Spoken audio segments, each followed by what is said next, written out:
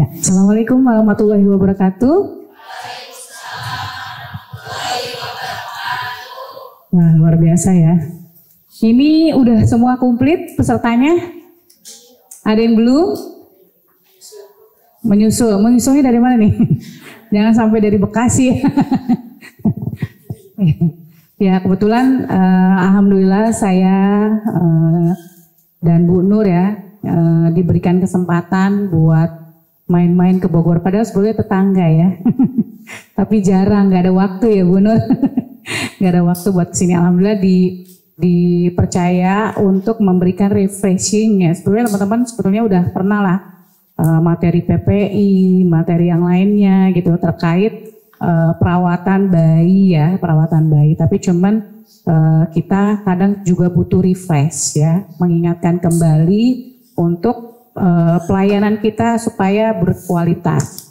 Nah tadi sebelumnya saya dengerin tuh apa tuh lagunya Bu Nur nyelek-nyelek saya, keren banget ya, apa namanya Marsnya, RCM aja belum punya Mars. Sampai nanya Bu Nur kita punya Mars nggak?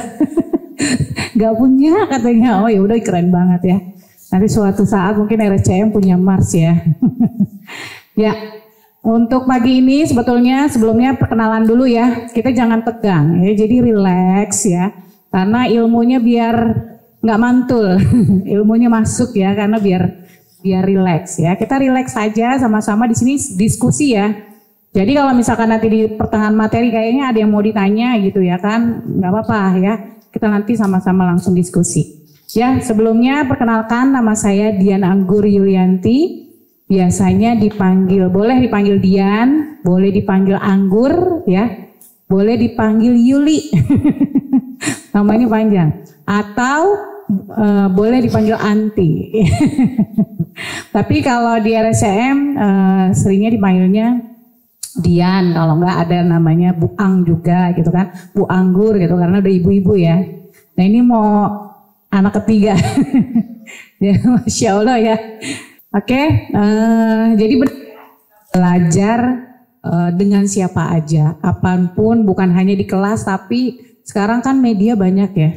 Jadi teman-teman bisa belajar gitu terkait ilmu-ilmu terbaru ya. Tentunya manfaatnya bukan buat rumah sakit juga, tapi buat diri sendiri, keluarga dan sekelilingnya ya. Oke, di sini saya dikasih tugas ya, dikasih tugas untuk memberikan materi terkait PPI. Tentunya PPI sering ya, dikasih benar nggak? Udah enak belum? PPI lagi gitu ya kan? Ya, jadi ini kenapa PPI dititipkan? Mbak Dian tolong dong. Nanti di RSUMI ya, diajarin terkait pengendalian infeksi, terutama di ruang NICU atau di ruangan bayi, ya. Supaya apa gitu? Supaya bayi-bayi yang dirawat itu tidak terjadi infeksi. Walaupun kita ilmunya pinter banget nih, ada yang udah pelatihan di mana-mana, pelatihan level 2, level 3 bahkan. Tapi kalau misalkan tidak bisa mengendalikan atau mengontrol infeksinya, bayinya nanti akan perawatannya makin lama, ya. Karena kita nggak mikirin tuh cuci tangannya gimana, terus kalau pasang infus gimana tekniknya yang benar gitu. Kita masa bodoh dengan itu. Tapi nanti efeknya apa? Efeknya ke bayinya. Ya. Ini kalau maju mundur gini ya. Ya, ini tadi ya kurikulum yang nanti bisa dibaca sendiri atau mau sharing ya. Kalau misalkan nanti ada kasus-kasus bisa WA saya ya. Nah ini riwayat pendidikan, kebetulan saya bekerjanya di ruang RSCM, di RSCM 2003 lulus, ya lulus langsung masuk RSCM, gak boleh kemana-mana lagi. Udah tua ya Bu Nur. Dari umur berapa ya? Belum nikah kayaknya. Ya, nah ini permasalahan pada neonatus, tentunya banyak hal ya permasalahannya. Yang pertama hipotermi sama hipertermi. Ya pernah nggak kalau nyuhu bayinya ternyata bayinya suhunya di bawah normal atau bayinya kok panas? Pernah nggak mengalami pada waktu saat merawat pasien bayi? Pernah ya? mengalami. Nah ini masalah ya, kalau misalkan pasiennya biasanya yang sering terjadi itu kalau ketika bayinya lahir dia hipotermi. Nah kita mencegah. Nah nanti besok kita belajar tuh terkait resusitasi ya, supaya bagaimana bayinya ketika lahir dia tetap berada di suhu lingkungan ibu. Suhu lingkungan di perut ibu nih 37. Jadi ketika bayinya lahir kita harus jaga suhunya itu. Nah tapi kadang bayinya lahir dia kedinginan, suhunya disetting sampai 16 derajat pada waktu di ruang OK ya, jadi akhirnya dia mengalami kedinginan. Kalau udah kedinginan nanti masalahnya banyak ya. Masalahnya jadi apa tuh? Bayinya bisa sesek ya, bisa mengalami asidosis metabolik. Nah, jadi macam-macam ya. Akhirnya ujung-ujungnya meninggal bayinya. Ya, kemudian yang kedua masalahnya pernafasan. Jadi bayi-bayi ini lahir ya, ada yang bayi prematur, bayi cukup bulan. Biasanya dia kalau tidak bisa melewati masa transisinya, dia akan terjadi respiratory distress. Mungkin awalnya kedinginan, lama-lama dia nyesek. Nah biasanya kendala ini suka terjadi ketika bayinya lahir ya, respiratory distress. Nanti kita siang belajar terkait bagaimana penanganan respiratory distress ya. Kemudian nutrisi. Tentunya kalau pasien-pasien yang dirawat tentunya butuh asupan nutrisi. Ya, jadi permasalahannya tadi hipotermi, pernapasan, nutrisi juga terkait. Ya, jadi teman-teman harus memahami bagaimana kebutuhan nutrisi si pasiennya. Jangan cuman bayinya pasti minum doang gitu ya, tapi cuman kita nggak mikirin kalorinya. Nah yang terakhir adalah infeksi. Tentunya ketika bayinya hipotermi, dia respiratory distress, dia butuh nutrisi, dirawat, tentunya pakai banyak alat bantu, bantu nafas, alat invasif ya, atau alat untuk penunjang hidupnya dia. Ya tentunya dirawat. Resikonya apa? Resikonya adalah infeksi. Ya. Nah ini sekarang yang kita dalami terkait infeksi. Fokusnya ke infeksi. Ya untuk topik pagi ini. Nah kalau dulu dibilangnya adalah infeksi nosokomial. Sekarang apa? Healthcare Associated Infeksi atau dibilangnya HAIS. Ya, jadi kalau infeksi HAIS berarti infeksi nosokomial. Ya, dan infeksinya didapatnya dari mana? Infeksi didapatnya dari mana? Infeksi HAIS-nya. Ya, dari mana? Yang kenceng? dari pasiennya sendiri. Dari alat-alat. Ya, jadi intinya infeksinya didapat dari rumah sakit ya. Ketika pasiennya dirawat, dia pas dikultur, misalkan kalau di sini kalau di RSCM kan suka di screening ya. Pasiennya dari luar nih, di screening, dicek gitu. Apa namanya DPL, CRP, IT, kultur. Ketika pasiennya dia bagus ya kondisinya, nggak ada infeksinya, 48 jam dia dirawat, tiba-tiba dia demam. Ya, dia demam, terus dicek lagi screening, CRP-nya meningkat. Ya, berarti dia ada faktor infeksi yang didapat mungkin dari rumah sakit. Nah itu jangan sampai terjadi sama pasien kita. Kalau pasiennya datangnya infeksi jangan ditambah. Ya kadang udah infeksi terus ditambah lagi sama kita. Ya, oke. Nah ini mengapa PPI itu penting. Ya, jadi masalah HAIS ini adalah masalah kesehatan di seluruh dunia karena meningkatkan angka kematian. Benar nggak? Pernah ngerawat pasien sepsis yang di NICU siapa? Ada yang di NICU? Ya, pernah. Di sini pernah ada nggak pasien dirawat lama terus sepsis? Pernah. Nah, kalau sepsis gimana? Capek nggak ngerawatnya? Capek. Apalagi kalau pakai ventilator, lendirnya baru di suction ada lagi, baru di suction ada lagi. Dokternya ronde, Mbak cek darah. Nanti datang berapa jam lagi, Mbak cek darah. Itu capek nggak berhenti. Nah itu kalau misalkan pasiennya infeksi. Ini jangan sampai terjadi kayak gitu. Itu ditakutin. Seluruh dunia takut. Ketika pasiennya dirawat terus infeksi, dia nggak akan dibayar. Apalagi di Amerika, di Australia, dia pakai jaminannya jaminan negara ya.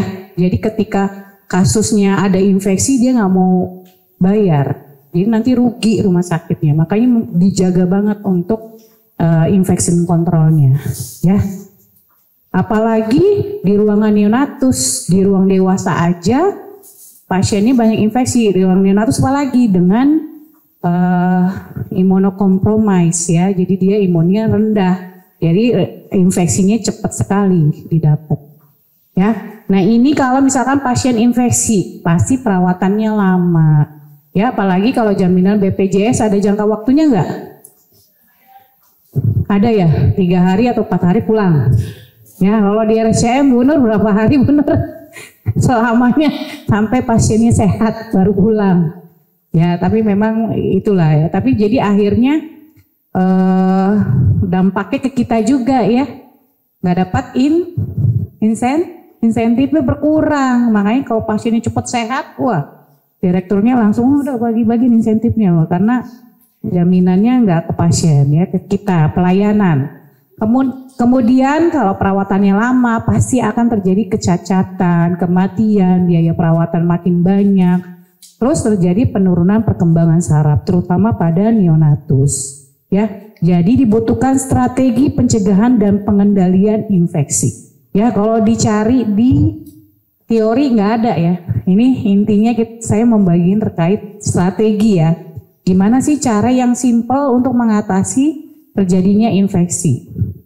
Nah ini kalau kita HAIS namanya infeksi nosokomial atau tadi apa? Healthcare Associated Infeksi. Apa aja sih infeksi rumah sakit? Klapsi tahu nggak? Pernah dengar klapsi?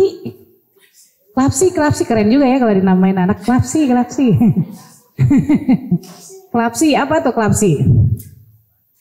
Pernah dengar? Ada yang pernah dengar ngacung? Tapi ada yang dengar, tapi suruh ngacung nggak mau. Ya, jadi saya harus mendengar kata hati nih, membaca. Ada yang tahu klapsi? Nggak tahu? Sebelah sini ada yang tahu klapsi? Sikut-sikutan ya. Ya, klapsi adalah Central Line Associated Bloodstream Infeksi. Ya, jadi infeksi yang didapatkan karena pasiennya terpasang Central Line. Ada yang pernah pasang Central Line atau PACC? Ya, itu. Jadi kalau pasiennya terpasang Central Line, hati-hati terjadinya klapsi. Ya, ketika dipasang, ya Central Line-nya 48 jam, tiba-tiba pasiennya demam, letargi itu lemes. Kalau letargi itu lemes, lunglai, ya.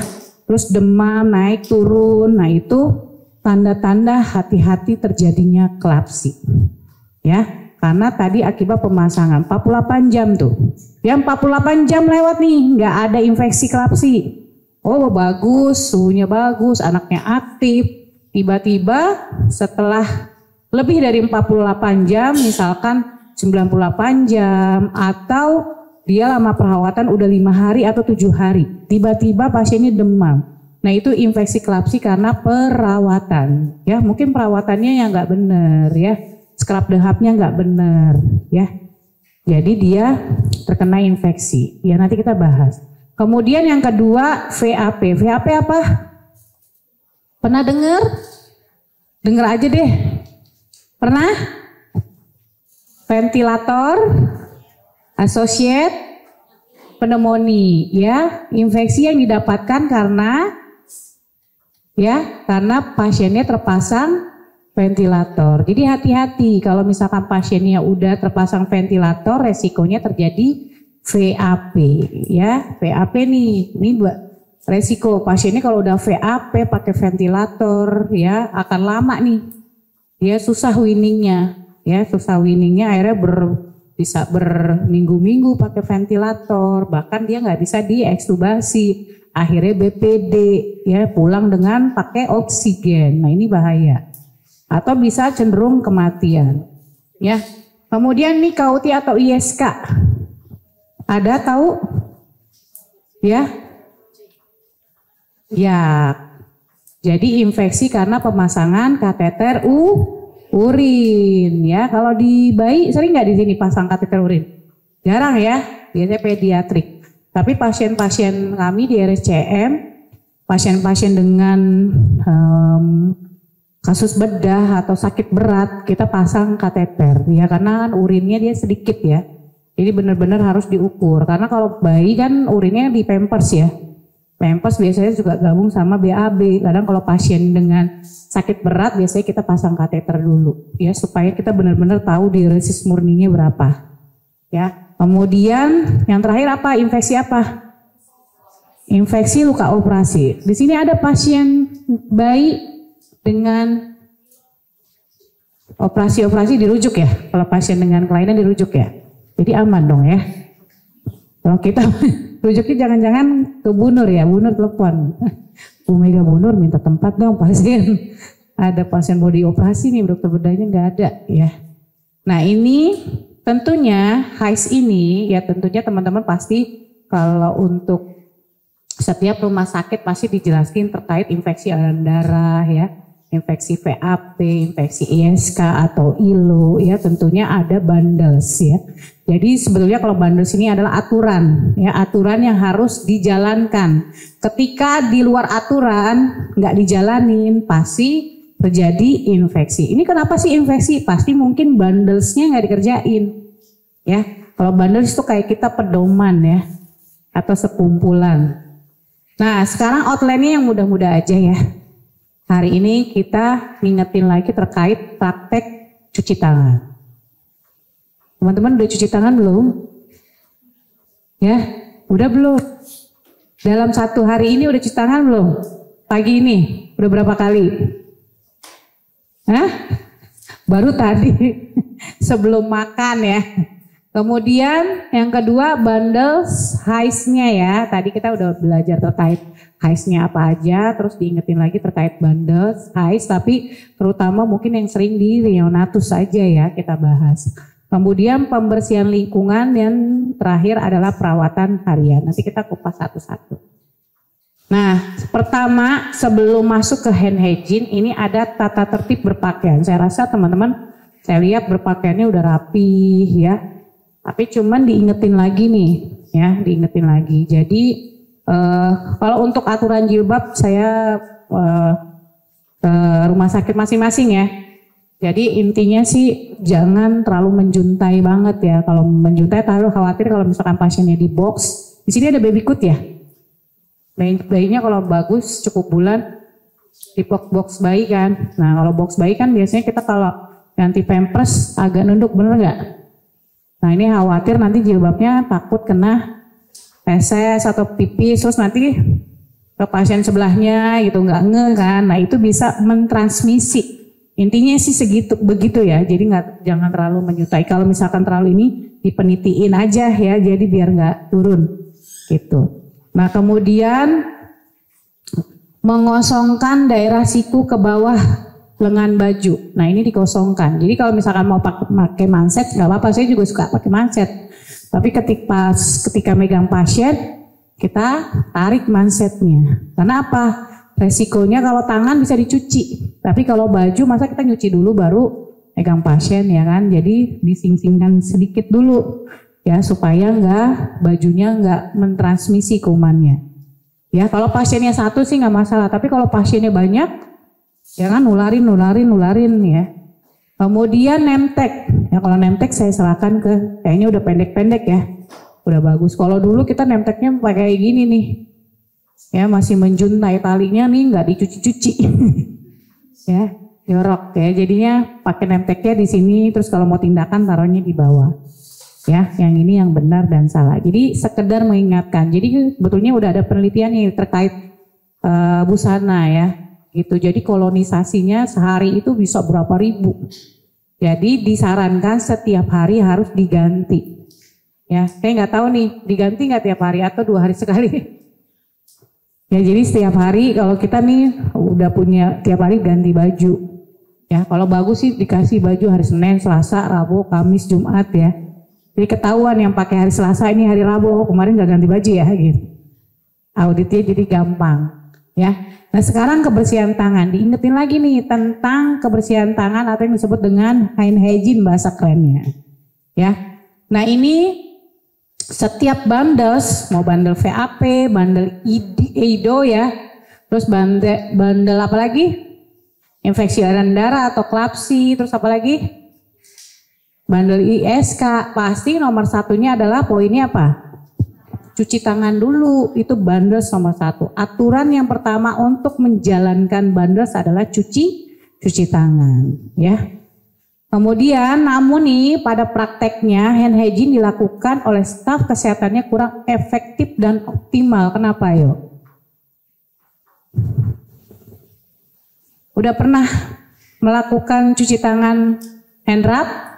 Mbak siapa namanya? Bang Fuji? Udah pernah? Udah pernah. Merasa sudah efektif apa belum? Ayo cepet-cepet. Ya, terus Mbak siapa namanya? Bidadari ya? Apa? Oh, Mbak Ika. Depannya B adalah bidan Ika. Gimana? Udah pernah ngerasain cuci tangan? Cuci tangan di sini merasa sudah efektif apa belum? Belum, ya. Jadi memang pada waktu keadaan tertentu tadi benar, iya saya ngerasa cepet-cepet. Padahal aturannya 20-30 detik, tapi namanya buru-buru gimana dong? Nah itu yang belum dilakukan efektif. Makanya kenapa sih kok infeksinya ada terus gitu? Karena dari cuci tangannya aja kita merasa belum efektif, ya. Oke, nah ini siapa yang harus melakukan cuci tangan? Siapa aja yuk? Tuh ada. Semua petugas. Jadi jangan cuman yang dicecer perawat sama bidannya doang cuci tangan. Semua staf yang mau masuk ke unit cuci tangan dulu. Enggak kok nggak megang-megang pasien. Nih tangannya di belakang. Nanti iseng nyender. Ya kan? Habis dari pantry makan gorengan. Nyender transmisi tuh. Kuman dari dapur masuk ke nicu. Sama temen yang satunya lagi lupa ngelap. Ya kan? Akhirnya nggak sengaja megang. Yang tadi tangannya dipegang terus dipanggil deh. Pasiennya alarm bunyi. Cuci tangan cepet-cepet, nempel. Jadi mentransmisi tuh. Taunya ada kuman E. coli, padahal E. coli adanya di belakang ya, bukan di pasiennya. Kemudian ini yang bertugas perawat, bidan, dokter, pramusaji di sini yang bikin susu siapa tuh? Perawat juga ya, wah, luar biasa loh perawat loh. Terus yang ngebersihin meja perawat juga luar biasa loh. Memang perawat dimanapun perawat. Bidan juga ya serba bisa ya. Gitu ya. Nah iya makanya begitulah. Tapi kalau di RSCM alhamdulillah sih kita udah total care ya ke pasien ya. Jadi yang meracik obat ya, meracik susu ya buat minum. Semuanya ada petugasnya masing-masing. Jadi kita benar-benar nursing care ke pasiennya, ya. Kemudian CS juga jangan lupa diingetin ketika dia ngepel lantai, terus dia buka pintu, jangan lupa ya nanti cuci tangan, ya dia harus diingetin, ya. Kemudian pekarya di sini ada petugas di sini siapa sih kalau yang ngebantu perawatnya? CS ya, yang kalau distribusi misalkan ada uang pradarah. Perawat juga nggak ada ya pekarya, luar biasa, luar biasa. Saya harus serba bisa ya, keren, luar biasa loh Bu Nur. Kita diprotes dulu ya, Bu Nur loh, kepala ruangan, wah stres dia tiap hari. Kalau bisa ngompet di kolong, ngompet di kolongnya ketahuan Bu, minta tempat, minta inkubator udah habis, pusing nih. Ya, kemudian petugas kesehatan lain ya misalkan kayak security, pasti security ada yang masuk ruangan perawatan, nah itu harus diingetin karena dia mentransmisi bau kuman dari mana nggak tahu masuk ke ruang NICU. Ya, pengunjung juga dan keluarga. Nah ini harus dikasih tahu. Kalau keluarga boleh masuk, boleh ya, kan kita family center care, jadi tidak boleh ada larangan untuk keluarga. Kalau di NICU kita keluarga ibu dan ayah boleh, kapan pun boleh, jam berapapun boleh. Tapi kalau saudaranya, neneknya bisa lihatnya dari jauh, nggak boleh masuk ke unit karena kita membatasi. Ya, jadi kalau orang tuanya sekandung boleh kapanpun itu. Jadi nggak ada larangannya. Tapi yang perlu diingat pengunjung adalah harus melakukan kebersihan tangan, diliatin ketika ada keluarga yang masuk. Ibu dari mana? Keluarga siapa? Bayi siapa? Mau nengokin siapa? Ditegur dulu. Ya udah, kalau benar kita identifikasi benar ibu dan bapaknya, baru melakukan kebersihan tangan. Diutamakan air mengalir dulu. Ya, cuci tangan di wastafel, Bu, udah selesai baru ke pasiennya. Ya, karena pernah kejadian ada 2 pasien gemeli. Ya, gemeli nih. Ibunya yang satu dirawat di bed 1. Yang satu bednya nyebrang ya. Jadi dia ngeliat megang pasien yang kembar satunya dulu tuh, disentuh-sentuh, perawatnya sibuk kan. Habis itu dia baru ke bayi yang keduanya, masa bayi 1 doang ditengokin, bayi 2-nya ditengokin sama disentuh-sentuh. Ketika itu bayi 1 perburukan, nggak lama besoknya bayi yang kedua perburukan. Dikultur sama Klebsiella pneumoniae, kultur darahnya. Siapa yang nularin? Padahal yang megang pasiennya beda, perawatnya beda, nggak pernah kesana-sana, dokternya pun beda. Yang nularin ketika dicek di CCTV, dianalisa berarti keluarganya dari bayi 1 sama bayi 2 dia nggak cuci tangan bolak-balik. Ya, jadi hati-hati. Apalagi kalau kita melakukan desinfeksinya pada waktu pengambilan kultur nggak benar, ya kurang kering, nggak benar, jadi akhirnya terkontaminasi, ya. Oke, nah kapan kita melakukan cuci tangan? Kapan? Ayo, ada yang mau nunjuk tangan? Kalau rame-rame pokoknya ini ya, berani. Ada yang berani? Ada coklat nggak? Ada kue nih. Ada yang berani? Ayo dong, Bu. Kan udah di itu ya kan, di luar kepala. Apalagi mau akreditasi ya, ya siap. Siapa? Oke, terus 2.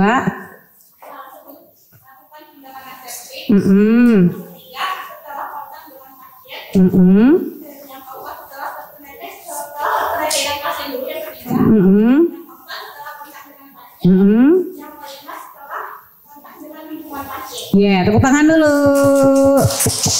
Nah, iya, itu dia. Hafalannya keren, luar biasa ya. Diaplikasikan nggak? Sebelum kontak dengan pasien melakukan cuci tangan. Kadang suka lupa, ya, bener nggak? Sekarang ini dulu deh. Dalam hati dulu, bener nggak sih ya? Kadang suka lupa, coba cepet-cepet. Gitu ya kan, kadang ya. Terus sebelum kontak dengan pasien cuci tangan. Cuci tangannya nanti terserah ya, mau pakai hand rub mau pakai hand wash, tergantung kebutuhan. Ya, kemudian sebelum apa tuh? Prosedur. Ya, prosedur apa aja sih? Kalau prosedur apa aja di bidan? Di bidan apa aja? Pasang infus, pasang OGD, terus apa aja? Apalagi itu doang ya? Kalau ngelahirin, periksa darah, terus apa lagi? Oh, periksa dalam, darah. periksa dalam ya. Terus apa lagi? Tolong partus, ya kan itu pasti ada prosedurnya ya. Jadi sebelum prosedur melakukan kebersihan tangan itu penting banget ya. Kadang kita merasa pakai sarung tangan, benar nggak?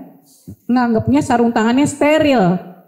Ya, kita udah pakai sarung tangan steril aja lah, nggak usah cuci tangan. Bayangin kalau tangan kita dipakai mesin untuk melihat kuman, itu pasti ada kuman yang loncat-loncat segala macem. Nah, itu akhirnya sarung tangannya terkontaminasi. Karena kuman nggak bisa terlihat. Tapi kalau bisa terlihat itu pasti semuanya rajin cuci tangan. Ini kelihatan, udah mulai ada cacing-cacing ini, cuci tangan lagi. Udah mulai ada ini, pasti cuci tangan lagi. Pasti selalu kayak gitu ya.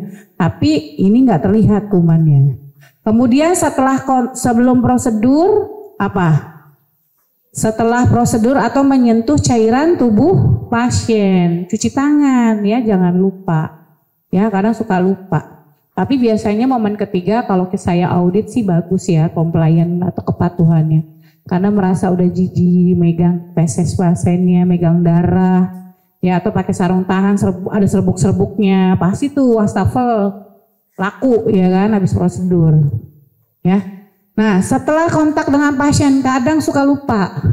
Ya, yang suka lupa nih paling sering lupa ini sebelum prosedur. Ya, kadang pasang infus, kadang suka langsung pakai sarung tangan tanpa cuci tangan. Kemudian setelah kontak dengan pasien suka lupa. Megang pasien, nutup inkubator, ninggalin. Ya. Kemudian yang kelima apa? Ya, sebelum lingkungan. Ya, lingkungan itu harus setelah kontak dengan lingkungan satu itu harus cuci tangan ya, jangan sampai enggak karena kita mentransmisi kumannya. Nah, sekarang metode melakukan hand rub. Ya, ada yang mau praktekin? Siapa yang mau praktekin hand rub? Hand rub di sini pakai apa nih aturannya? WHO atau apa? WHO ya?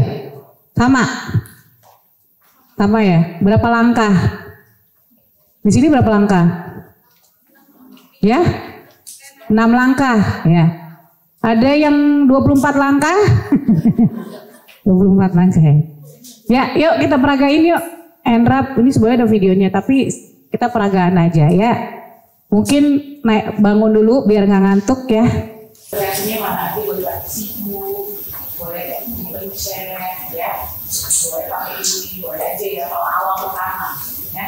Lalu pakai siku ya. Saya nggak tahu ini dia berapa mili satu pencetan ya. Kalau mau efektif dia sampai 3-5 mili. Ya, jadi benar-benar basah ya. Kemudian kita ratakan dulu ya, putarnya salah dulu 2, 3, 4. Kemudian punggung tangannya benar-benar rapat ya, punggungnya ya.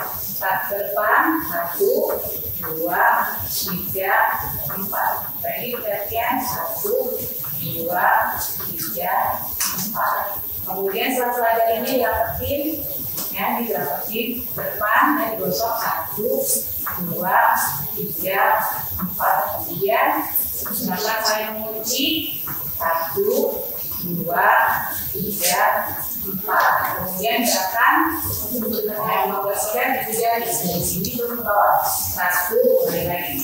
2, 3, 4 lagi. 1, 2, 3, 4. Terakhir gerakan membersihkan ujung-ujung jari yang kuku ya. Kalau kuku boleh. Kukunya kan kita spek dan dia apa ya. Kalau tidaknya 1, 2, 3, 4 lagi. 1, 2, 3, 4. Ada yang beda? Sama ya. Karena kita pakai WHO. Jadi bayangkan kalau kita megang pasien adalah keluarga kita. Kalau yang udah menikah punya anak, anak kita, saudara kita, ya ibu bapak kita yang dirawat, pastinya kita menjaga sekali ya supaya tidak terjadi infeksi. Ya, jadi anggapnya kalau megang pasien neonatus atau bayi ya atau bayi prematur, anggapnya anak kita. Jadi benar-benar dijaga. Kita akan marah kalau ketika orang sembarangan ya. Itu. Oke, kita lanjut lagi nih baru cuci tangan ya. Nah, ini metode melakukan hand wash. Tadi hand rub, sekarang hand wash. Kalau hand wash waktunya berapa? 40 sampai 60 detik. Langkahnya sama. Ya, langkahnya sama tadi yang seperti kita praktekin, tapi cuman waktunya durasinya agak lama. Karena apa? Karena pakai sabun, terus dibilas, kemudian dikeringkan, jadi durasinya lama. Ya, Bu boleh nggak sih 40 courting? Kalau 60 kelamaan boleh. Yang penting dalam range 40 sampai 60 detik. Ya, begitu juga dengan hand rub. Boleh nggak sih 20 detik cuci tangan? Boleh. Ya, tapi range waktunya tercapai, jangan sampai kurang. Ya, kalau kurang nanti dia nggak efektif. Nah ini cuci tangan prosedural. Kalau prosedural kita tonton. Nah biasanya kalau prosedur pemasangan central line ya. Nah ini cuci tangannya prosedural. Waktunya memang agak lama, 2-5 menit. Atau misalnya mau nolong partus, kan benar-benar kan sampai siku. Nah cuci tangannya prosedural ya. Direndam dulu ya jari-jarinya. Kemudian baru dibersihkan sikunya ya. Kemudian ambil lagi terus direndam 5 detik, kemudian baru lengannya ya. Nah nanti kita praktek pada waktu workshop ya, kalau hand hygiene prosedural. Nah ini cuci tangannya sama 6 langkah.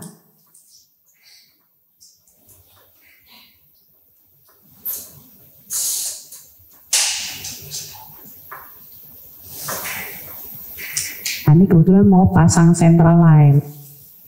Nah ini central line nih.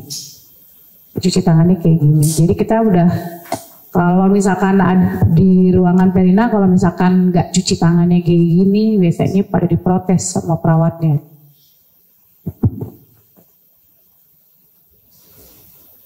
Nah ini yang udah di sikunya nih, yang udah dipakai sabun, dibilasnya kayak gini nih, biarin aja dengan air mengalir, jangan digosok-gosok lagi. Karena kita mempertahankan telapak tangan, ya kan yang kerja telapak tangan bukan siku ya. Kadang suka digosok-gosok itu salah.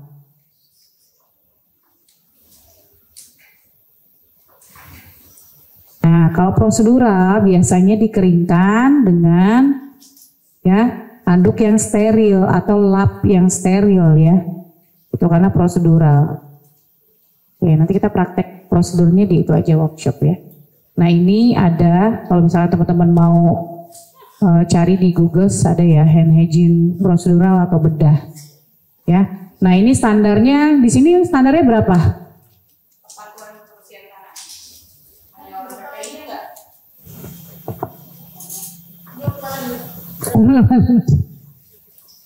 Berapa? Kalau standarnya dunia ya, standarnya dunia 85%. Ya, 85% sama ya standarnya ya. Kalau di kita dulu juga sama, targetnya 70. Udah bagus nih naikin 75. Udah bagus lagi naikin 80. Bagus lagi nih naikin 85. Jadi boleh aja sih, tapi disesuaikan dengan standar rumah sakit. Ya. Dari harus 100 semua. Ya emang benar-benar harus 100 ya. Tapi biasanya kalau 100 jarang kalau cuci tangan. Ya. Kemudian kalau misalkan udah standarnya 85 masih bagus, sering nih dalam 6 bulan tercapai terus 85. Naikin standarnya. Sampai sekarang kita standarnya 90% di RCM ya. 85 aja udah ngos-ngosan ya. Ya itu kita butuh waktu 5 tahun. Nah ini untuk meningkatkan kepatuhan, waktu itu kita juga edukasi semua, seluruh staf diajarkan bagaimana cara melakukan cuci tangan, diingetin lagi.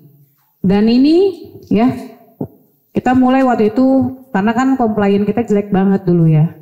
Sekarang dikasih edukasi dari 2012 sampai pun sekarang tuh kan, terjadi peningkatannya. Jadi merubah perilaku itu nggak bisa sehari, besok hari ini dia jadi cuci tangan, besok dia berubah, enggak. Tapi harus ada orang yang mengingatkan. Kalau nggak ada yang mengingatkan, nggak ada kesadaran, nggak akan berubah. Ya jadi ingetin satu sama ini, kamu nggak cuci tangan dulu. Tuh. Jadi saling mengingatkan ya. Jadi akhirnya kita tercapai. Oke, nah ini strategisnya ya udah pada tahu lah. Fasilitas saya rasa udah ya. Tadi sempat dari bawah fasilitas kebersihan tangan ada. Kemudian tempelan-tempelan untuk melakukan kebersihan tangan ada, itu kan mengingatkan ya. Kemudian kalau bisa ada audit rutin, saya nggak tahu nih kalau ada PPI bisa sharing. Audit rutin, kalau kita ada audit tiap bulannya ada. Kemudian bahkan kalau bagus lagi ada CCTV, ya kita ada CCTV, tapi karena mau pindah ya putus tuh. Ya jadi nanti dipindahin tuh nanti di rencananya mau ke RSCM Kiara. Kapasitasnya 100 bed ya Bu Nur. Bu Nur udah pusing. 60 aja overload ya. Apalagi 100 bisa jadi 200. Ya. Bayangin kan. 60 bed ya, 60 bed nih 8 bisa sampai 80 apalagi 100 ya. Dikasih 100 peluangnya lebih banyak lagi. Ya. Nanti kapan-kapan teman-teman kalau ke RSCM mampir ke Perina ya. Bu, aku mau ngeliat dong. Perinanya biar lihat ya. Siapa tahu mau ke RSCM. Direkrut tuh bener. Lagi butuh, tapi yang dibutuhkannya bukan yang fresh graduate, yang memang udah punya keahlian di NICU, karena kita kan langsung ya butuh bener tenaga. Ya, Bu Mega mau, ayo. Iya, banyak banget. Ntar lah Bu Nur cerita, nanti Bu Nur kan itu ngajar ke depan juga ya. Ini hand hygiene tuh, kita semua PPDS, DPJP nggak mau peduli, pokoknya cuci tangan. Dia ada, kalau udah cuci tangan dia ada tanda tangan. Kalau nggak belum masuk ke station diumumin, yang belum pelatihan cuci tangan diumumin. Terus sampai semuanya dilatih. Terus habis itu mereka komitmen tanda tangan. Habis tanda tangan dapat coklat ya, ditukar kuponnya, seneng kan? Ya, kayak gitu kan motivasi. Ya, jadi ngingetin. Nanti kalau udah mulai compliance-nya turun, diingetin lagi, ayo bikin pelatihan lagi, ngumpul-ngumpul dulu cuci tangan, nanti inget lagi, semangat ya. Tuh, oke. Kita lanjut aja. Ya, ini yang tadi saya bilang ya. Ini auditnya di CCTV nongkrong ya, waktunya kapan aja nanti kita orang nggak ada yang tahu. Ya. Nah, yang bagus ya. Yang bagus nih di reward biasanya kita per 6 bulan ya, 6 bulan kalau misalkan yang bagus biasanya dikasih penghargaan ya dari PPIRS. Tapi sekarang udah jarang ngasih coklat ya. Ya, nanti jadi budidaya. Waktu lagi pas dikasih sering kayak gini mereka balap-balapan mau cuci tangan yang bagus biar dipanggil di foto. Kalau udah di foto ini taruh di depan tuh. Di TV depan. Jadi orang kalau duduk ngelihat, oh ini perawat yang cuci tangannya 98%. Wah, suster ini saya mau dirawat sama suster ini aja 98% ya kan. Bahagia padahal dikasihnya cuman coklat. Itu sekedar reward ya. Reward berarti atasan manajemennya memperhatikan kinerja kita. Nah itu bagus buat semangat. Ya.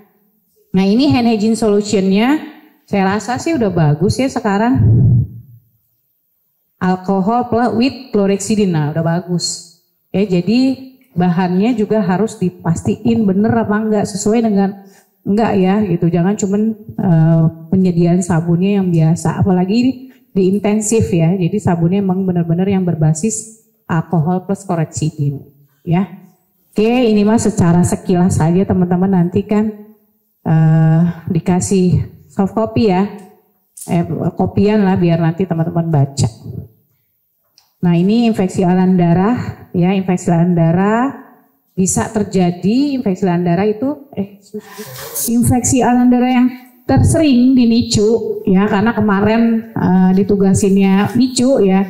Jadi saya coba bikin paparan materinya NICU terus nih ya.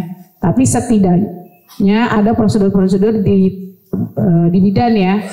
Jadi ini infeksi aliran darah ini ada 2, dari perifer sama sentral. Kalau tadi sentral dibilangnya tadi infeksinya apa? Lapsi. Kalau perifer apa? CRBSI. Kalau misalkan ngeliat searching CRBSI itu apa? Ya, infeksi perifer ya, menggunakan kateter apapun tuh CRBSI. Catheter related bloodstream infeksi. Ya. Atau kadang suka plebitis apa-apa. Nah, itu penyebabnya dari CRBSI ya. Nah, ini faktor resiko infeksi aliran darah. Nih kalau lihat gambarnya Gambarnya simple tapi ini penting banget. Ketika kita melakukan prosedur di sini kita kan pasang infus ya. Di sini ya. Nusuk benar nggak? Nusuk pasiennya. Nah, itu persiapannya apa? Sebelum nusuk apain? Kalau kita mau pasang infus apa dulu? Persiapannya dulu deh. 1. Persiapan pasang infus nih. Ya, persiapan alat. Alat-alatnya apa aja? Infoset, terus aboket dan lain-lainnya ya. Kemudian apa lagi? Setelah persiapan perawatnya berarti cuci tangan. Terus apa lagi? Persiapan pasiennya diapain? Ya kalau bayi bener diposisiin atau dikasih bedung, dikasih sukros ya, nanti kita belajar developmental ya, dikasih sukros. Kalau kita sukros ya, kalau kasih gula manis supaya bayinya tenang ya, jadi ketika ditusuk dia teralihkan ya nyerinya ya. Setelah itu apa lagi? Tindakannya ya. Nah sebelum tindakan menusuk ngapain? Ya desinfeksi atau dekontaminasi, benar. Desinfeksi yang terkontaminasi. Ya, jadi kulitnya yang terkontaminasi didesinfeksi dulu supaya areanya steril. Ya, kadang udah didesinfeksi dengan benar, ya. Kita nggak nunggu sampai kering, lupa, apalagi tiup-tiup. Biar cepet-cepet ya, jangan, karena dia ada prosesnya. Ketika kita pakai alkoholize, ya, di alkoholize. Memang dia sifat alkoholis itu cepat membunuh kuman, virus, jamur ya, semua dibunuh habis cepat sekali. Tapi dia nggak punya efek residu, ya. Jadi bisa dibedakan kalau misalkan yakin pemasangan infusnya cepat pakai alkohol. Tapi kalau nggak yakin, misalkan bayi prematur agak susah, dia campurannya dengan berbahan adanya kloreksidin. Dia mampu menahan kuman barier kulit. Jadi kalau misalkan kita pakai alkoholes, satu diusap nih. Ketika beberapa detik beberapa detik dia mati nih kumannya, tunggu kering. Tapi nanti kalau misalkan lama kita nggak swab lagi, dia flora kumannya yang dari kulit tuh keluar lagi. Kalau kita kan punya flora kuman ya. Ketika kita mandi nih, bersih nih kumannya. Tapi nanti kita udah keringetan, keluar tuh. Udah mulai flora kumannya keluar lagi ya, kuman yang ada di kulit. Nah itu pilihan desinfeksinya juga harus benar. Jadi ingat tadi kata kuncinya tunggu sampai kering. Ya, jadi ada kuman terus kita alkoholes, kuman ini biasanya kalau belum kering dia masih pingsan-pingsan tuh. Nah kalau nggak nunggu kering kita tusuk, tentunya kumannya masuk ke pembuluh darah. Akhirnya tadi terjadi infeksi dalam darah. Ya, jadi tunggu sampai kering baru ditusuk. Kemudian apalagi nih penyebab terjadinya infeksi aliran darah. Tadi karena desinfeksinya nggak benar, nggak nunggu sampai kering.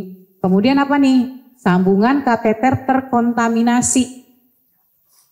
Dari mana tuh? Kalau kita mau ganti cairan, biasanya kita ganti cairan disconnect kan. Nah kita lupa tuh melakukan desinfeksi ya pas persambungannya itu. Nah itu resiko terjadinya infeksi aliran darah bisa dari situ. Ya, terus infus yang terkontaminasi. Kan ngeraciknya katanya perawat ya. Yang ngeracik perawat mah luar biasa ya. Perawat semua, kalau kita TPN ya.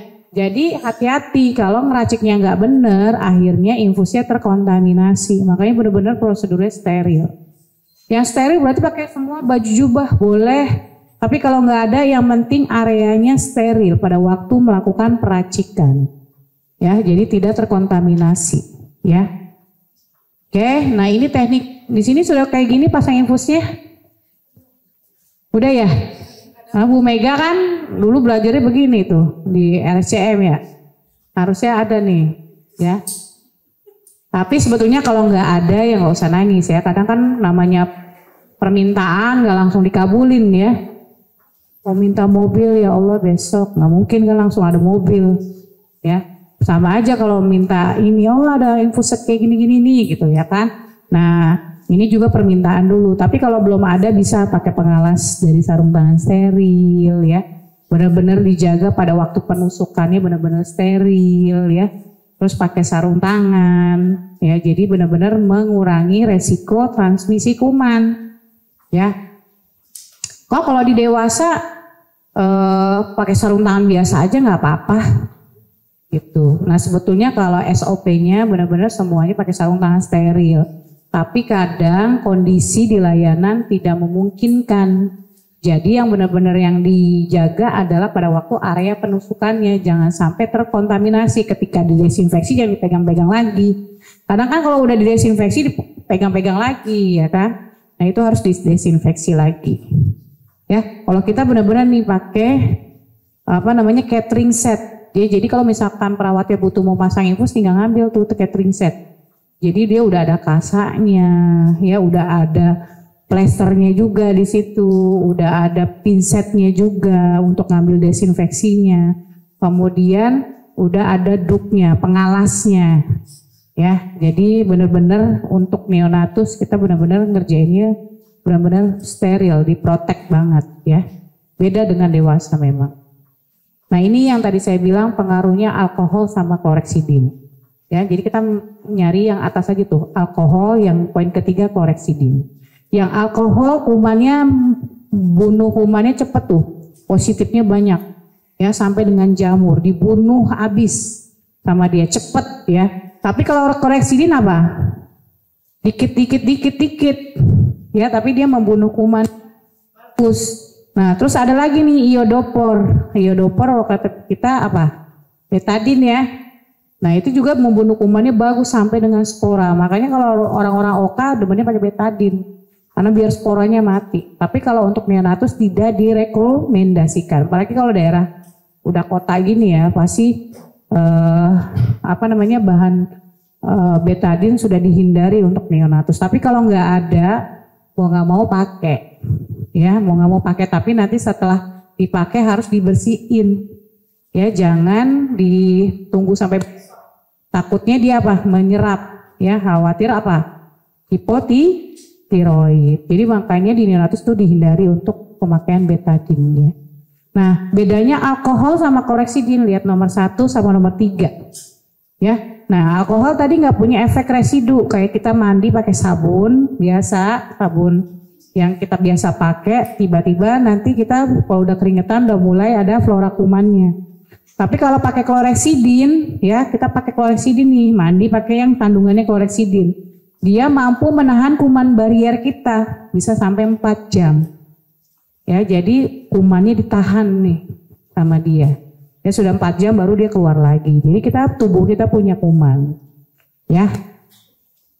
Oke, nah ini resiko terjadi pemasangan vena sentral, mungkin ini khusus yang di NICU ya. Terkait klapsi. Nah, biasanya klapsi ini dia akan terjadi pada proses 48 jam kalau kita pemasangannya nggak benar. Makanya harus benar-benar dikerjain dengan semaksimal mungkin.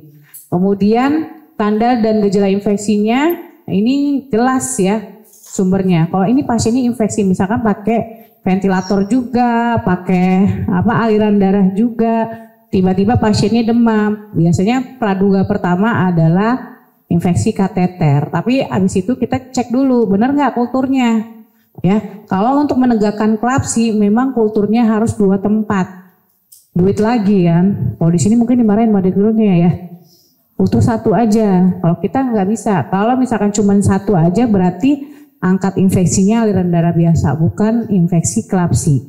Ya kalau klapsi harus 2 tempat ya. Jadi di kateter sentral lainnya diambil darahnya, sama 1 lagi di perifernya. Ketika tumbuh dua-duanya dengan kuman yang sama berarti positif kuman klapsi ya. Atau misalkan 2 nih diambil kultur, yang kateternya dia negatif, yang perifernya positif, hasilnya ada Klebsiella pneumoniae. Nah akhirnya diputuskan berarti dia dieksekusi, oh bukan infeksi aliran darah terkait central line, mungkin infeksi biasa. Atau dianggapnya kita terkontaminasi ya. Nah ini bandel klapsinya atau bandel infeksi aliran darah. Yang poin pertama kebersihan tangan menggunakan barrier precaution, udah tahu? Barrier precaution tuh kayak apa? Topi, terus gaun, masker, terus boot. Jadi benar-benar maksimal barrier precaution, pakai jubah juga ya. Nah itu maksimal barrier precaution. Kemudian antiseptiknya kulit ya dengan kloreksidin ya. Kemudian pemilihan lokasi jalur sentral yang optimal ya, biasanya kita yang di NICU udah tahu deh Bu Mega ya. pasti kalau memasang IPCC biasanya areanya mana nih? Ya, jadi hindari area yang memang punya kelembapan tinggi, misalkan femur ya, aksila, itu kan kelembapannya tinggi ya, biasanya kita hindari dulu. Tapi kalau pada kasus-kasus yang susah banget, biasanya kita tetap juga dipasang di situ, tapi resikonya kita hati-hati, resiko tinggi karena kelembabannya tinggi ya. Kemudian setiap hari kalau udah pasang jalur sentral atau pasang jalur perifer juga, tiap hari dievaluasi, butuh nggak sih hari ini? Oh masih dapat obat, ya udah masih bagus ya, penanya bagus. Besoknya datang lagi nih ronde DPJP. DPJP biasanya ngingetin, ini masih butuh nggak cairan, masih butuh nggak ini gitu. Kalau enggak, buru-buru dilepas. Makin lama alat yang terpasang di bayi ya, makin resiko infeksinya tinggi. Kemudian penggunaan perawatan closed system. Ada yang udah pernah pas lihat infus perifer atau infus sentral pakai closed system? Belum ya? Udah nggak pakai lagi. Nah nanti diingetin lagi. Nah mumpung direkturnya mensupport pelatihan ini, bilangin kemarin diajarin lagi nih terkait perifer ya, menggunakan closed system. Jadi udah diteliti nih dengan teknik closed system bisa menurunkan resiko infeksi aliran darah. Ya closed system kayak apa sih, ngomong mulu nih Budian ya. Nanti kita pas di siang kita belajar ya. Saya bawa 4 set ya. Kemudian tetap membentuk tim ya. Nah ini maksimal precaution ya.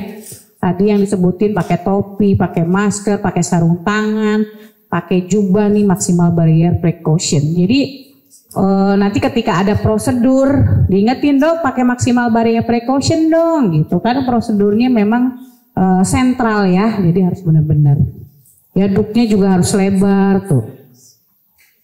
Nah ini tuh maksimal sampai benar-benar bayinya kemana ya, hilang, tinggal tangannya doang. Ini namanya maksimal barrier precaution, menggunakan duk yang panjang.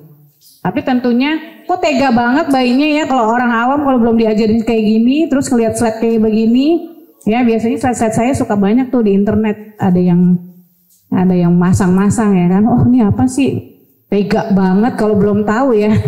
Nah sebetulnya ini mengajarkan terkait maksimal barrier precaution, tapi bayinya tetap diobservasi pakai hemodinamik ya, pakai saturasinya ya kan, sama tekanan darah semuanya, nadinya juga diobservasi ya. Oke. Nah ini dressing. Nah ini dressing juga, kalau indikasi penggantian dressing sama. Kalau dressingnya perifer sekarang nggak rutin, bener nggak? Ada yang masih tiap hari ganti?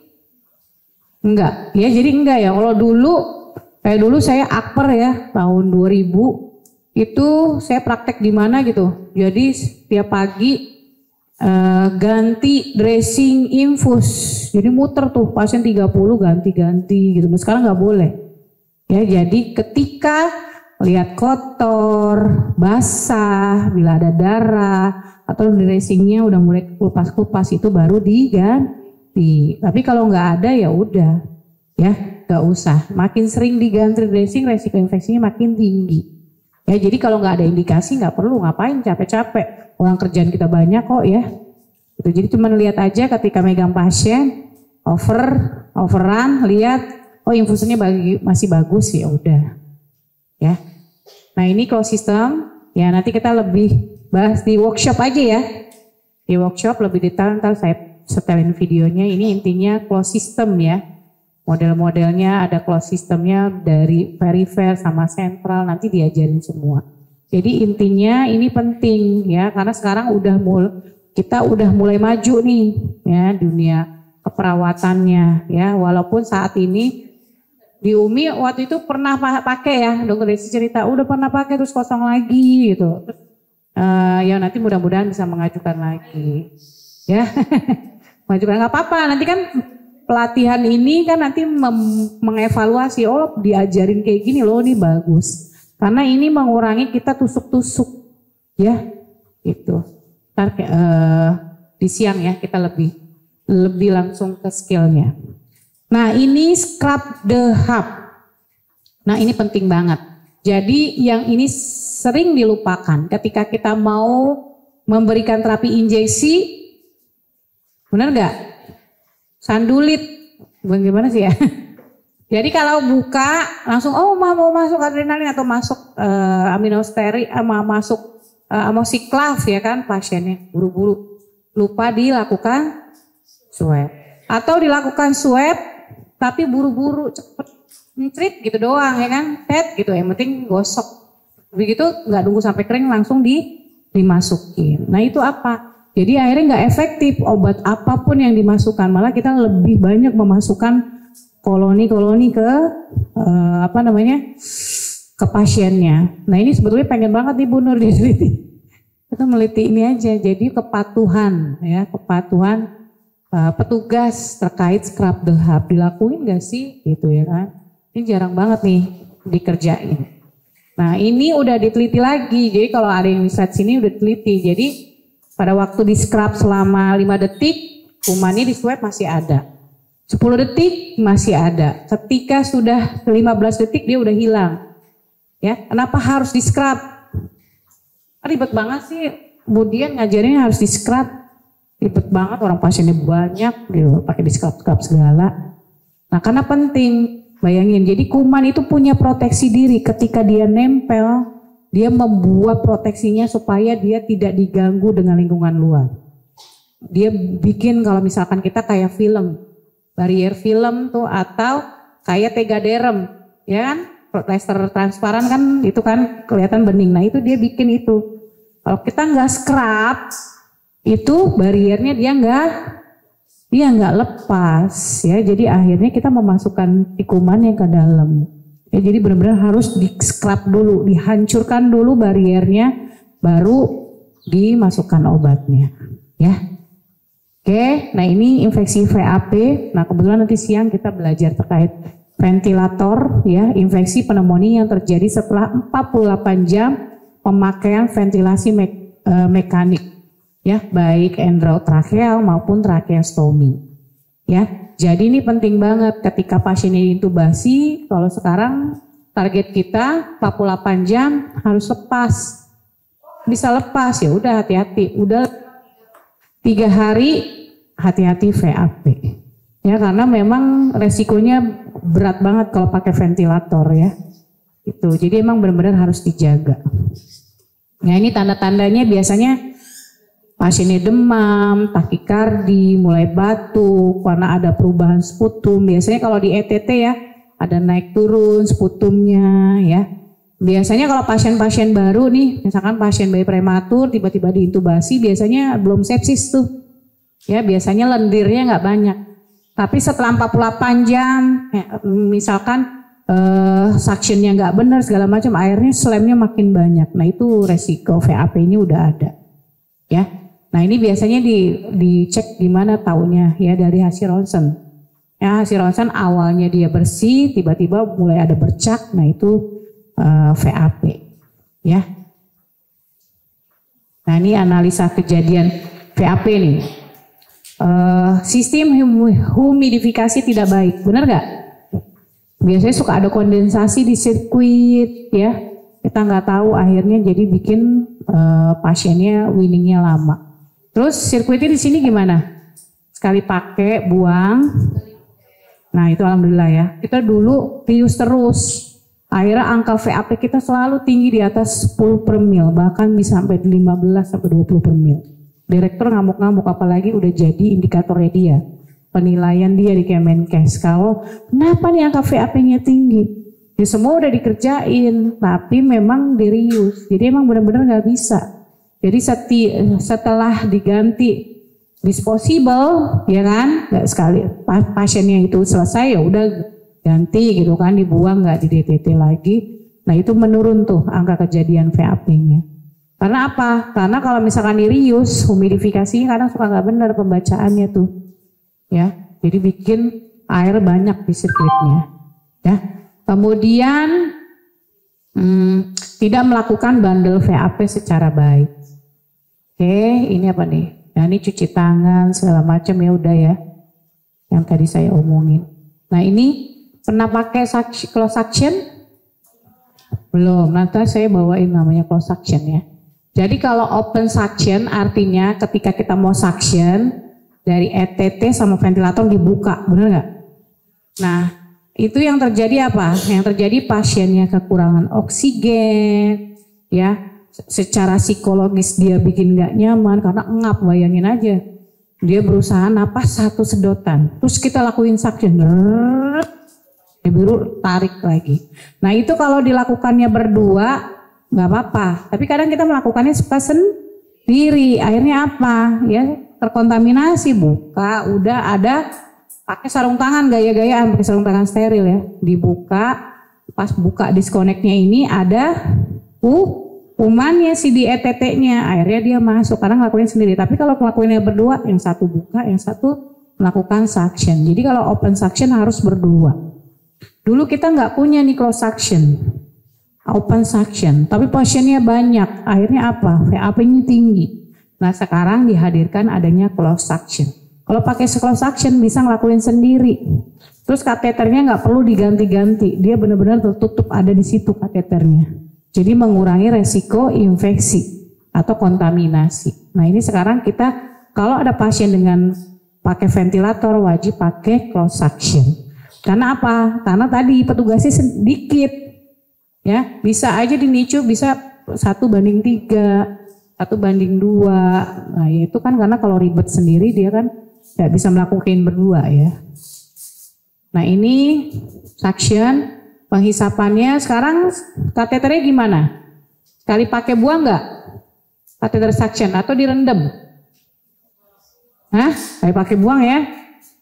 Saya rasa sih udah tinggalin, kalau dulu RCM masih direndam-rendam tuh zaman dulu ya. Tapi sekarang udah sekali pakai buang. Terus kita ngebilasnya juga nggak pakai air mateng. Jadi pakai bener aqua bidesteri yang 25 mili ya. Kita pakai ini, pakai kolom air bersih gitu, udah dikurangin. Karena waktu pas dicek koloni airnya banyak banget, ya. Kita sering banyak kasus. Nah nanti kita praktek bagaimana cara suction, ya. Suction tuh nggak boleh sampai mentok. Biasanya senang demen banget kalau perawat kalau udah mentok. Ya akhirnya apa ya? Yang luka adalah karinanya luka. Ketika karina luka terjadi infeksi, akhirnya dia splemnya makin banyak. Ya, jadi berhenti sebelum karina. Jadi emang benar-benar dihitung ETT-nya misalkan kedalamannya berapa, ya kateternya masuknya berapa. Nih contohnya. Ya, jadi benar-benar dihitung. Oh segini ya. Jadi nanti ditempel tuh penggarisnya di inkubator ya. Jadi kalau mau nyasen diukur dulu segini kira-kira baru dimasukin. Ya. Nah tapi suction ini bukan hal yang rutin ya. Biasanya suka rutin ya Bu Mega. Benar nggak? Iya, jadi kalau kita dengerin kalau emang dia ada produksi sputumnya baru di suction. Kalau enggak ngapain? Nggak perlu. Ya, bisa aja pasiennya seharian nggak di suction. Orang dia nggak butuh kok, gitu. Kalau dia butuh suction pasti ada satu, dia saturasi dia berkurang, ya. Terus pasiennya juga udah mulai gelisah karena nggak ada sumbatan, ya. Terus pasiennya mungkin biru, jadi ngeblok. Nah itu bisa langsung cepat dilakukan suction. Tapi kalau enggak, tak perlu. Ya. Nah ini kalau kita sekarang udah pakai clean liner suction. Jadi tempatnya nggak usah dicuci lagi tuh penampungan sputumnya. Ya. Jadi ini udah penuh langsung buang aja nih tuh. Kalau dulu kita kayak gini dicuci dulu. Jadi resiko, mending cucinya bener ya. Gitu. Nah ini oral care. Nah nanti saya bawa. Jadi penting banget perawatan mulut ya. Dilakuin nggak perawatan mulut setiap hari? Kita apa bayinya? Kalau kita kan kalau mandi gosok gigi ya. Kalau bayinya oral care pakai apa? Pakai ASI. Ya itu bagus ya, pakai ASI. Kalau nggak ada ASI, pakai apa? Hah? Pakai susu. Ya, jadi oral care apalagi pasien yang pakai alat bantu nafas ya, jadi harus dilakukan minimal 8 jam sekali. Setiap sip dibersihin aja ya. Kalau tadi bagus kalau pakai ASI atau kolostrum ya. Atau kalau nggak punya kolostrum pakai air matang. Kalau nggak ada air kalau sebelumnya kalau misalkan nggak ada ASI pakai air steril water for injeksi ya, yang 25 ml buat ngebersihin mulut pasiennya. Kalau nggak ada baru pakai air yang matang, jangan air aqua ya. Air aqua ini belum tentu terjamin kesterilannya. Jadi pakai air matang, benar-benar dia udah diolah ya. Jadi pakai, jadi sehari 3 kali dibersihin. Nah ini kalau kita di RSCM, kita bikin kandungan kloreksidin 0,12% untuk ngebersihin mulut.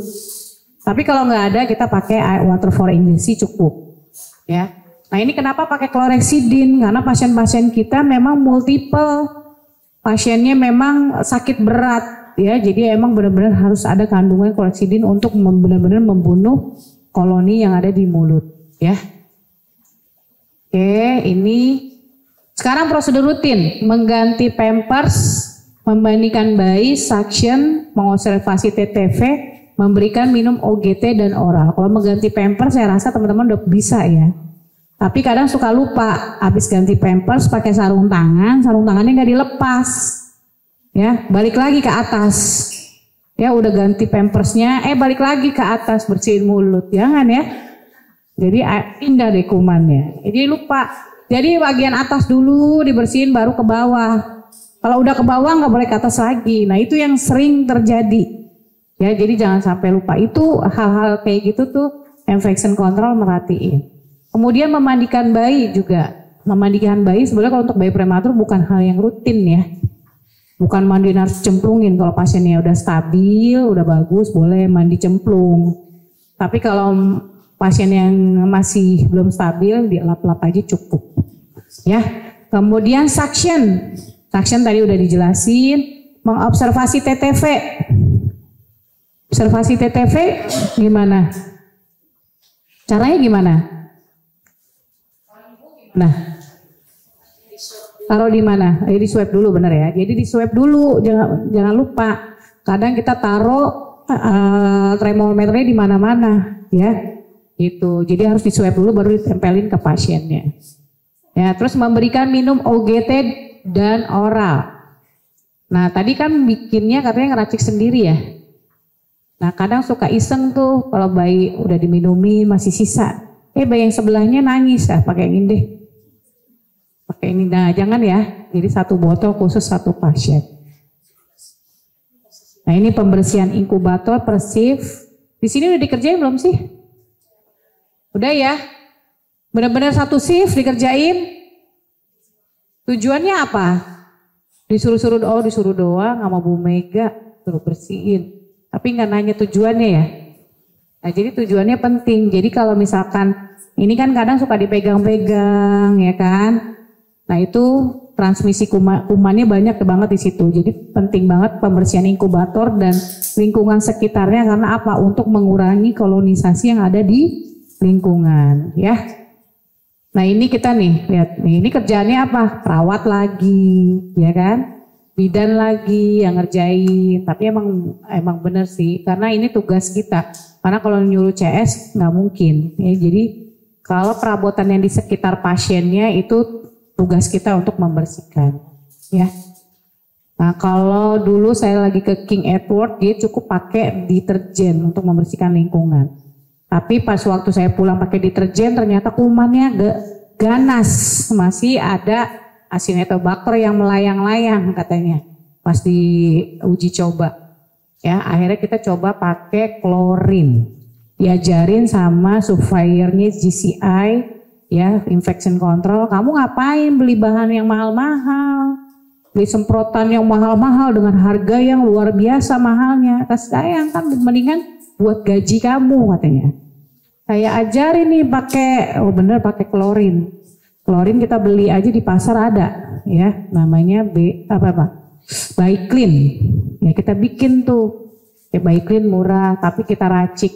Kalau untuk pasien-pasien yang ruangan yang dengan prosedurnya tinggi, kayak banyak tindakan, kayak di OK, banyak darah, nah kita pakai yang 5000 ppm. Cara buatnya gimana? 1 liter air, ya klorinnya 100. Kemudian kalau misalkan di ruangan NICU atau ICU kita bisa pakai 500 ppm. Caranya 1 liter air, ininya 10 dong, kan 500 ppm. Kalau 5.000 100, kalau 500 10 klorinnya. Kemudian kalau misalkan buat lingkungan nih sekitar bayi-bayi yang biasa ya kan pakai yang 100 ppm. Klorinnya 2 mili. Gampang cara bikinnya. Ini kolostrum penting ya diberikan ya. Sini bidannya rajin nggak? Kalau bayi lahir ibunya edukasi biar kolostrumnya banyak. Nah itu langsung diberikan tuh ke pasiennya ya. Ya oral care buru-buru. Tuh ini buktinya. Tuh umur ibunya baru lahiran kolostrumnya dapat 5 cc lumayan. Ini tugasnya bidan nih ngerjain. Oke, ini kangguru mother care kok hubungannya sama infeksi? Ayo, kenapa hubungannya sama infeksi? Ya, karena apa? Nih KMC ini memiliki banyak manfaat bayi baru lahir. Secara fisiologis, ya, cara menyusui. Kalau dengan kangguru bayinya lebih nyaman, cepat besar, akhirnya cepat pulang, jadi mengurangi resiko infeksi lagi, lebih berat lagi. Ya, jadi memang bayinya walaupun pakai ventilator segala macam tuh, pakai CPAP, dia kangguru mother care. Ya, oke, ini ruangan kita. Ya, kita belum pindah. Ruangannya gelap karena developmental care, ya, atau kameranya resolusinya kurang bagus. Ya, tapi memang harus gelap. Nanti belajar sama Bu Nur terkait developmental care ya. Ini ruangan Perina, ini ruangan NICU-nya. Ini ruangan SCN1 sekarang udah jadi NICU bedah. Ini SCN2, sekarang udah SCN2. Dulu lagi Bu Mega datang masih pakai CPAP doang ya. Sekarang udah ada venti bahkan HFO di situ. Ya karena memang udah kelas berat. SCN3 yang tadinya cuma minumin doang pasiennya, sekarang udah berubah pakai CPAP di situ. Ya, jadi udah berubah semuanya jadi NICU. Nah, ini nih, lihat ini aja ya. Nah, ini kondisi IGD tuh, pasiennya kalau overload tuh sampai satu infan bisa bertiga, berempat bahkan, ya. Tapi apa? Kita nggak boleh putus asa. Yang penting apa yang kita jaga? Cuci tangan, biar pasien banyak cuci tangan. Rovina selalu kata di Thailand itu pasiennya banyak loh dia, tapi nggak infeksi karena dia menjaga sekali kebersihan tangannya. Ya, oke, nggak usah ya kalau pasien infeksi. Kalau di sini kalau pasien infeksi di cohorting nggak? Cohorting atau mau pindahin ke RCM? Sepsis, rujuk. Ya kalau kita di cohorting, tapi sekarang cohorting agak susah ya. Karena pasiennya padat, yang penting ya udah. Kalau pasiennya infeksi berat, itu aturannya kalau mau megang pasien harus cuci tangan air mengalir, nggak boleh pakai hand rub. Ya, jadi kita udah tegas di situ karena udah susah sekarang cohorting. Ini gambar chlorhexidine 1% khusus pasien dimandikan kalau pasiennya sepsis berat, kita pakai chlorhexidine yang 1% diencerin lagi. Oke, ini kesimpulannya ya. Pencegahan infeksi di ruang NICU nih tanggung jawab kita semua. Bukan tanggung jawabnya Bu Mega sebagai kepala ruangan ya, tapi tanggung jawab semuanya ya, karena nanti akan dituntut di akhirat nanti ya. Jadi benar-benar kita jaga. Ya takut banget ya, udah kerja susah nanti dituntut pula ya. Oke, jadi kita benar-benar memberikan pelayanan yang terbaik. Oke, itu mungkin dari saya. Terkait topik PPI ya, sekedar mengingatkan buat teman-teman ya supaya merefresh pentingnya infection control ya di ruangan perawatan baik NICU maupun kebidanan.